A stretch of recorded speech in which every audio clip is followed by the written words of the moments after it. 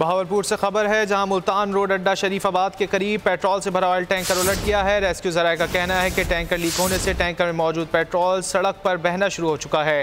Rescue और police मौके पर मौजूद है। मेन हाईवे रोड को ट्रैफिक के लिए दोनों अतराफ से बंद कर दिया गया है। रेस्क्यू ज़राए का कहना है कि टैंकर में 28,000 लीटर पेट्रोल मौजूद है। पेट्रोल गिरने वाले मकाम को हादसे के पेश नज़र पानी से वॉश करना शुरू कर दिया गया है। बहावलपुर में मुल्तान रोड अड्डा शरीफाबाद के करीब पेट्रोल से भरा ऑयल टैंकर उलट गया है।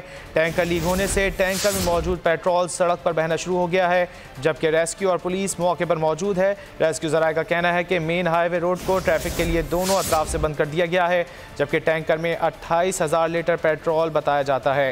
रेस्क्यू ज़राए का कहना है कि पेट्रोल गिरने वाले मकाम को हादसे के पेश नज़र पानी से वॉश करना भी शुरू कर दिया गया है, जिसके मनाजिर भी आप अपने टेलीविजन स्क्रीन पर देख सकते हैं। बहावलपुर में मुल्तान रोड अड्डा शरीफाबाद का ये इलाका है, जिसके करीब पेट्रोल से भरा ऑयल टैंकर उलट गया है।